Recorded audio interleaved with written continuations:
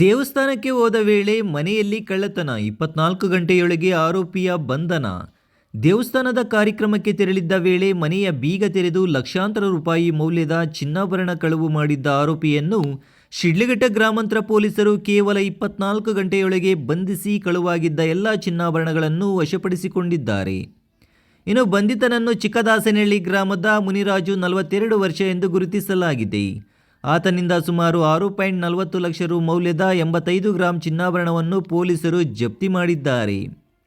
ಚಿಕ್ಕದಾಸನಹಳ್ಳಿ ಗ್ರಾಮದಲ್ಲಿ ಶ್ರೀ ಆಂಜನೇಯ ಸ್ವಾಮಿ ದೇವಸ್ಥಾನದ ಪ್ರತಿಷ್ಠಾಪನಾ ಕಾರ್ಯಕ್ರಮದ ಹಿನ್ನೆಲೆಯಲ್ಲಿ ಗ್ರಾಮದ ನಿವಾಸಿ ಬೈರಮ್ಮ ಅವರು ಜೂನ್ 18ರಂದು ಮಧ್ಯಾಹ್ನ ತಮ್ಮ ಮನೆಗೆ ಬೀಗ ಹಾಕಿ ಕೀಲಿಯನ್ನು ಮನೆಯ ಮುಂಭಾಗದ ಮೆಟ್ಟಿಲಿನ ಕೆಳಗಡೆ ಇಟ್ಟು ದೇವಸ್ಥಾನಕ್ಕೆ ತೆರಳಿದ್ದರು.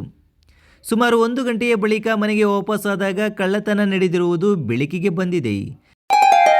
ಗ್ರೇಟ್ ಇಂಡಿಯಾ ಎಲೆಕ್ಟ್ರಾನಿಕ್ಸ್ ವತಿಯಿಂದ ನಮ್ಮ ಎಲ್ಲಾ ಗ್ರಾಹಕರಿಗೆ ಶುಭಾಶಯಗಳು. ನಮ್ಮಲ್ಲಿ ಎಲ್ಲಾ ಬಗೆಯ ಎಲೆಕ್ಟ್ರಾನಿಕ್ಸ್ ಮತ್ತು ಗೃಹ ಬಳಕೆಯ ವಸ್ತುಗಳ ಮೇಲೆ ಆಕರ್ಷಕ ಫಿನಾನ್ಸ್ ಸೌಲಭ್ಯದೊಂದಿಗೆ ಭಾರಿ ಡಿಸ್ಕೌಂಟ್ ನೀಡಲಾಗುತ್ತಿದೆ. ನಿಮ್ಮ ಮನೆಯನ್ನು ಮತ್ತಷ್ಟು ಸುಂದರಗೊಳಿಸಲು ನಗರದಲ್ಲಿ ನಂಬರ್ 1 ಶೋರೂಮ್ ಆದ ಗ್ರೇಟ್ ಇಂಡಿಯಾ ಎಲೆಕ್ಟ್ರಾನಿಕ್ಸ್ಗೆ ಇಂದೇ ಭೇಟಿ ಕೊಡಿ.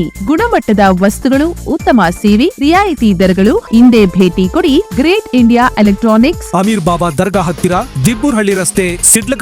ಕರೆ ಮಾಡಿ 8861043315. ಮೆಟ್ಟಿಲಿನ ಕೆಳಗಡೆ ಇಟ್ಟಿದ್ದ ಕೀಲಿಯನ್ನು ಬಳಸಿ ಮನೆಗೆ ಪ್ರವೇಶಿಸಿದ್ದ ಕಳ್ಳ ಬೀರುವಿನಲ್ಲಿ ಇದ್ದಂತಹ 45 gram long chain, 25 gram necklace, 4 ಉಂಗುರಗಳು ಹಾಗೂ ಕಿವಿಯೋಲೆಗಳು ಸೇರಿದಂತೆ ಒಟ್ಟು 85 ಗ್ರಾಂ ಚಿನ್ನಾಭರಣ ಕದ್ದು ಪರಾರಿಯಾಗಿದ್ದನು.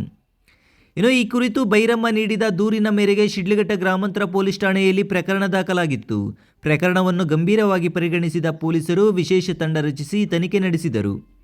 ಖಚಿತ ಮಾಹಿತಿ ಆಧರಿಸಿ ಕಾರ್ಯಾಚರಣೆ ನಡೆಸಿದ ತಂಡ ಆರೋಪಿಯನ್ನು ಬಂಧಿಸಿ ಕಳುವಾಗಿದ್ದ ಎಲ್ಲ ಚಿನ್ನಾಭರಣಗಳನ್ನು ವಶಪಡಿಸಿಕೊಂಡಿದ್ದಾರೆ.